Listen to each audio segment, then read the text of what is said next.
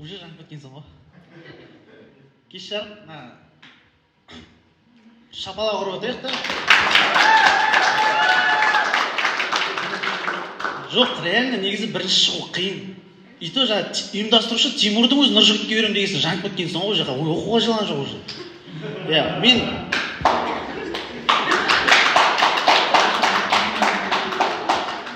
адамдарда, любой адамда бір комплекс болады. Обет емес, кәдімгі комплекс ше. Өздерінің бір қасиеттеріне ұнамайтын ше. Вот сол комплекс туралы мен айтқым келді.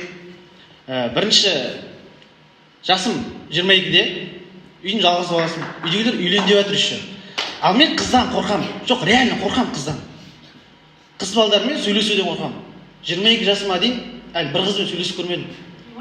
Жүріп те көрмедім. Жоқ, реально. Осы уақытта сөйлесіп жүріп көрмедім. Үйдегілер дос балдарым айтады, тоже сомнение ұстай бастады уже ше. Менен. Ата-анам даже сомнение ұстап жүр ғой менен. Еще кешкісін Никонетті қарайтын болыппын.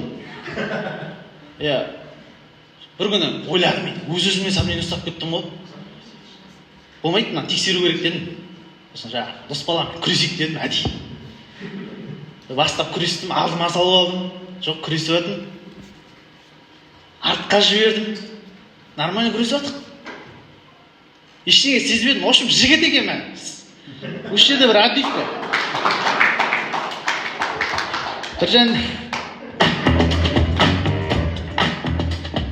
Жаңа келесі комплекстің бір түрі өзімде бір тістерім қисық та, брекет тағам.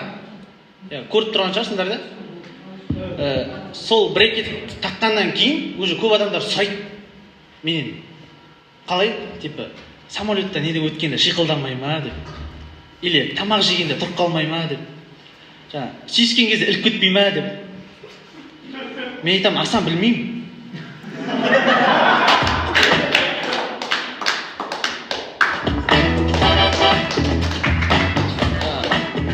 Келесі комплексінің түрі, яғни көзім көрмейді, алыстан көрмейді, минус.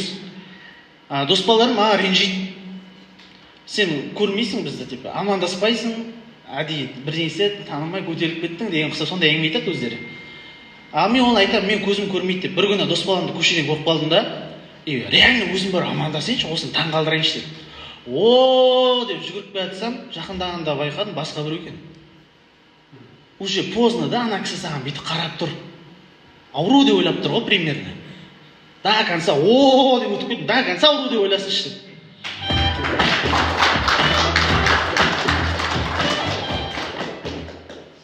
Итім бар в общем. Нұржігіт деген. Анау енді реально ит та. Ит дегенде қалай? Досым ғой. Қылықтары ит та оның. Үйінің қасына машинамен өтіп жатсаң, шығып мініп алады. Қызбен сөйлесіп жатсаң, қасына тақалып жатып алады ғой еще анау. Үйге келіп, холодильникті ашып, тамақты жеп кетеді. Остановка деп бір аяғын өтіріп тұрады ғой еще. Сосын залда қолтық терлейтіндер бар ма? Қолымызды көтерейікші, қолымызды. Бар екен, Соң комплексін түрі сол менде де терлейді, реально мойындаймын енді. Қолтығым терлейді. Бірақ мен оны өзімді жұбатам, Алланың маған берген сыйы ғой деп. Кейде еркелетем, бұлақ деп өзім ат қойып алған өзімше еркелетем. Бұлақ деп ше. Қолтық терлейтіндер өздері біледі негізі. Олар дейтін ақ немесе қара футболка киеді. Басқа түс кеше көріп тұрады бұлақты ше.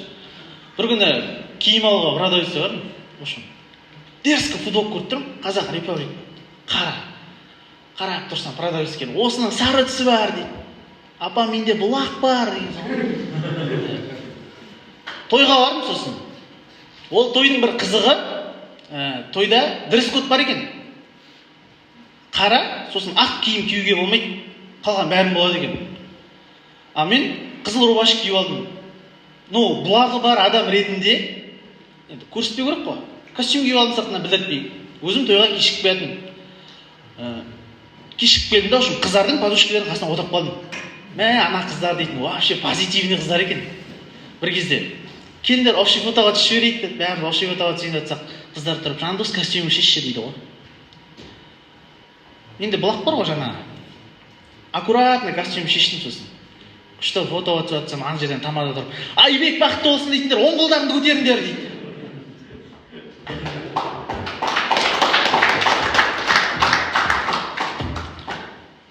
Мен реально Айбектің бақытты болғанын қалаймын негізі. Айбек бақытты болатын болса, мына қасымдағы 10 қыз бақытсыз болып қойып тұр ғой негізі. Рахмет. Сөз соңында түйін, қолтықтарын терлемесін. Сіздермен болған жандос, бәрі болады, пандос.